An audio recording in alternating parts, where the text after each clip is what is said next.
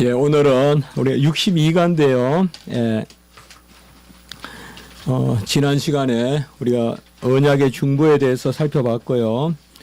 오늘은 신앙 고백서의 부분만 나오는 부분입니다.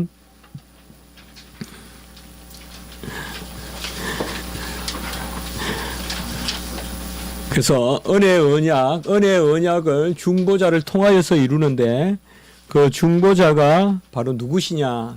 오늘 이제 오전에 설교 드렸던 말씀과도 조금 상통하는 그런 말씀인데요.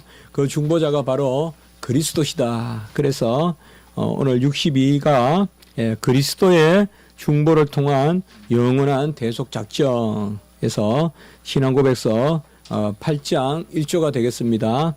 우리가 같이 한번 내용을 읽고 제가 조금 설명하도록 그렇게 하겠습니다. 같이 한번 읽습니다.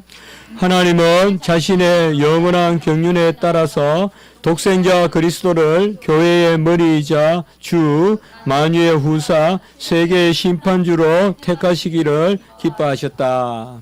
예. 역시 아까 말씀 제가 드렸지만은 오늘 에베소서 1장 우리 이제 설교 말씀에 이런 부분이 잘 나와 있는데요. 예. 특히 그 웨스트민스터 신앙 고백서에서는 신앙 고백서와 또 대요리 소요리 문답이 아주 이렇게 하나로 정리하기에는 만만치 않습니다. 각각 지향점이 달라서. 그런데 특별히 이제 신앙 고백서에서는 좀 더 그런 그 교리적인 내용이 좀 더 정밀하게 들어가 있고요. 그리고 대요리 문답은 신앙에 우리가 이제 뭐라 그럴까요? 특별히 그 세례를 받고 또 우리가 직분을 받고 할 때 그때 이제 새기는 그런 말씀이 이제 대요리 소요리 문답인데 특별히 신앙 고백서에서는 어떤 그 영원전의 작정 그리고 그걸 하나님이 이루심 이런 부분들에 대한 내용들이 좀 더 상세하게 그렇게 나와 있습니다. 사실상 우리가 무조건 하나님이 우리를 선택했다라고 고백한다면 그 무조건이라는 것은 우리의 출생부터 우리 존재 자체부터가 무조건적인 거거든요. 내가 스스로 존재하고 하나님이 그것에 대해서 어떤 의미를 부여하거나 또 하나님이 도와주시거나 그런 정도가 아니죠. 하나님이 무조건 우리를 있게 하신 것인데요. 그래서 무조건 선택이 앞서는 것인데요. 그래서 특별히 보면 하나님은 자신의 영원한 경륜에 따라서 그 앞부분에 보면 영원한 경륜이다. 이 경륜이란 말은 하나님의 뜻을 이루는 어떤 그런 질서입니다. 그러니까 쉽게 말하면 그냥 하나님의 질서 이렇게 생각해도 되겠습니다. 그래서 하나님의 질서는 영원한 어떤 그런 질서입니다. 그러니까 어느 순간 어떤 일에 따라서 그때그때 변하는 질서가 아니라 그래서 하나님은 자신의 영원한 그런 경륜에 따라서 예수 그리스도를 보내주시는데 어떤 면으로 이렇게 세 가지를 특별히 특정했습니다. 교회의 머리이자 주로서 이 말은 하나님이 우리의 구원 주시지만은 우리 각자를 구원하시지만은 교회로 하나를 묶으신다는 거죠. 그래서 몸 안에 여러 지체가 있게 하시는데 우리는 각각의 지체들인데 그 지체들은 교회의 일원으로 하나님이 삼으십니다. 그래서 우리 주님께서는 이미 우리 구원을 교회 가운데의 구원으로 바라보십니다. 그러므로 교회의 비밀이 큰데요. 이 교회의 머리이자 주로서 그리고 만유의 후사다라는 말은 이 예수님께서 모든 것을 그로 말미암아 있게 하시고 또 그로 말미암아 모든 것이 보존되고 통치되게 하십니다. 그래서 우리가 히브리서의 1장 2절에 나오지만은 만유의 후사 여기 후사는 옛날 말이고 요새는 이제 상속자로 다 바꾸었는데요. 우리 웨스트민스터 신앙고백서는 옛날 말로 또 아직 남아 있어서 저도 그냥 그렇게 썼습니다. 그래서 그분이 우리 주님께서 교회의 머리이고 그리고 만유의 상속자고 그리고 이제 세 번째 보면 심판자입니다. 그래서 의와 불의를 우리 주님께서 판단하십니다. 우리가 물에 휩쓸려 갈 때 흙탕물이든 참 깨끗한 물이든 모릅니다. 그냥 물에 휩쓸려 내려가면 모릅니다. 네. 그러나 무조건 주님의 사랑이라고 휩쓸려 가는 게 아닙니다. 그냥 휩쓸려 쭉 내려가는 게 아닙니다. 바로 그 가운데서 주님께서 판단하십니다. 맑은 물인지 흙탕물인지 주님이 판단하십니다. 그렇기 때문에 심판이 우리에게는 위로가 되는데요. 그래서 만세전에 하나님은 예수 그리스도를 교회의 주로, 만유의 상속자로, 그리고 심판의 주로 이렇게 택하시기를 기뻐하셨다라고 이렇게 말씀하고 있습니다. 삼위일체 하나님께서 친히 기뻐하신 뜻에 따라 모든 구원을 정하시고 또 그 가운데서 우리를 판단하시고 심판하십니다. 그것이 예수 그리스도를 중보자로 주신 것입니다. 중보자는 중개자가 아닙니다. 중매자가 아닙니다. 중보자는 하나님이시자 사람이시다. 하나님이심만으로서 사람만으로서는 하나님과 사람 사이에 중보자가 될 수 없습니다. 하나님이시자 사람으로서 우리를 위하여 중보하심으로 구원하시고, 그래서 우리의 구원의 중보가 되시고 교회의 중보가 되시고 그리고 만물의 상속자가 되신다. 사실상 모든 만물도 우리 눈에 보이지는 않지만은 교회를 중심으로 움직인다. 그것이 하나님의 섭리입니다. 그래서 영적인 눈으로 우리가 기도 가운데 항상 교회가 중심입니다. 옛날 청교도 때는 특별히 이런 것을 많이 표현했죠. 그래서 어느 도시든 가장 중간 혹은 가장 높은 곳에 교회가 있었습니다. 그냥 중심이라는 거죠.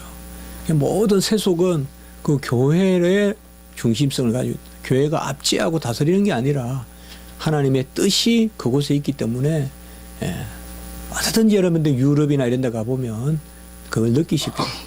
교회가 외진돼 있지 않아요. 중심에 있거나 가장 높은 곳에 있어요. 그게 우리가 유럽이나 이런 데 교회를 가보면 느끼게 되는데, 그것이 뭐냐 하면 우리가 만물의 이제 세상을 살아가다가도 보면 어떻게 보면 6일은 세상에서 살잖아요. 뭐 저같이 목회자고 또 신학을 가르치고 이런 사람들은 아무래도 세상 속에 6일을 살아도 좀 더 전문적으로 성경을 읽고 이러지만은 보통 우리가 이제 직장 생활하고 하시는 우리 성도님들은 다 6일 동안은 정말 세상의 질서잖아요. 사실 우리가 하루에 99% 이상 이성으로 살거든요. 물론 저는 그래요. 저를 보면 99% 일어나서 뭐 화장실 가는 것부터 전부 이성 아니에요. 모든 생각하는 것, 밥 먹는 것도 또 때를 찾는 것도 또 음식을 고르는 것도 전부 이성이거든요, 사실. 그러나 하나님은 그게 중심이라고 보지 않아요. 신앙이 중심이고요. 6일 동안 우리가 세상에서 살지만은 하나님은 교회가 중심이다. 주일이 중심이다. 그런 것들이 바로 만유의 후사라는 것입니다. 그러니까 예수님께서 만세전에 우리를 택하시는데 중보자로 아들을 보내셔서 만유의 후사로 두신다. 모든 만물도 예수님의 중보 가운데서 그것에 결국은 봉사하는 존재들이다. 나무도 들도 산도 다 그런 것이다. 그리고 세 번째 아까 말씀드렸듯이 우리가 분명히 정과 사와 의와 불의와 선과 악을 분별하신다. 우리 주님께서.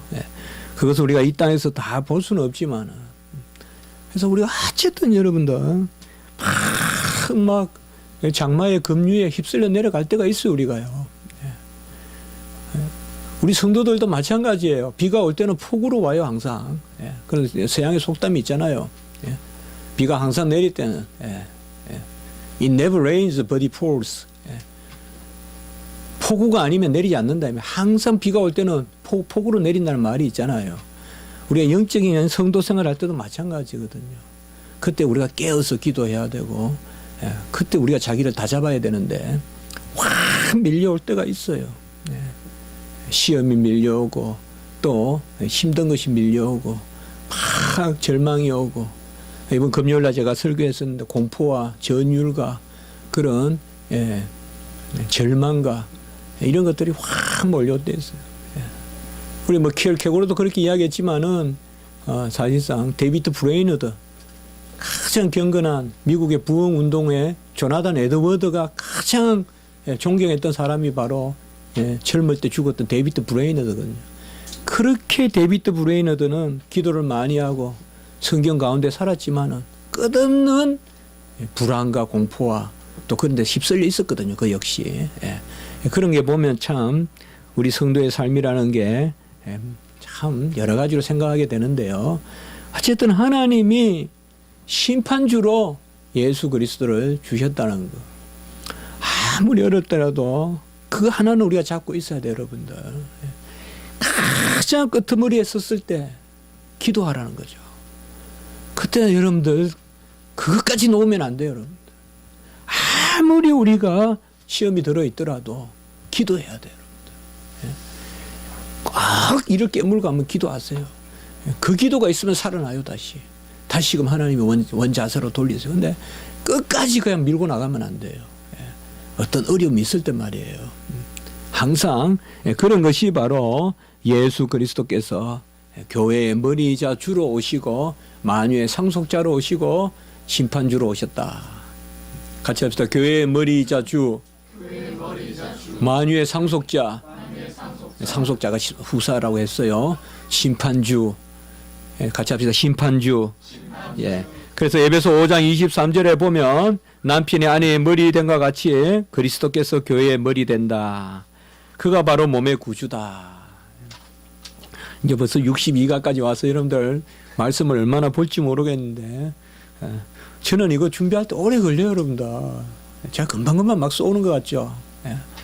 오래 걸려요.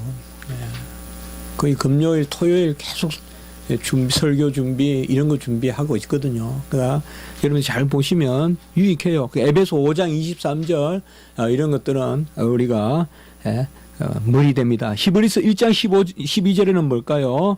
바로 같이 한번 읽어볼까요? 시작. 이 모든 날 마지막에는 아들을 통하여 우리에게 말씀하셨으니 이 아들을 만유의 상속자로 세우시고 그로 말미암아 모든 세계를 지으셨느니라. 그래서 에베소 5장 23절에는 아까 읽었던 것은 교회의 머리 대신, 또 히브리서 1장 2절은 대표적으로 만유의 상속자이심. 우리 이렇게 자꾸 성경 공부하세요. 달리 어떤 성경 공부보다도 이거 가지고 하세요. 그러니까 앞으로 만유의 후사다야. 히브리서 1장 2절. 또 교회의 머리 되시다. 일단 교회의 머리는 에베소에서 많이 나오거든요. 골로새하고. 그러니까 에베소 5장이라면 벌써 결혼, 부부. 그렇게 우리가 이제 성경 생각하면 되겠죠. 그 다음에 세 번째 심판주로 오시다. 이거는 우리가 좀 익숙하지 않은 말씀이 있는데 사도행전 17장이라면 뭐예요? 바울이 아덴에 가서 설교했던 내용이 나오잖아요. 그래서 17장 31절 같이 한번 읽어봅시다. 시작. 이는 정하신 사람으로 하여금 천하를 공의로 심판할 날을 작정하시고 이에 그를 죽은 자 가운데서 다시 살리신 것으로 모든 사람에게 믿을 만한 증거를 주셨음이니라 하니라. 그래서 심판주 예수 그리스도가 나타납니다. 이 말씀을 새기면서 이제 주일 오후 예배로 하나님께 영광을 올리겠습니다.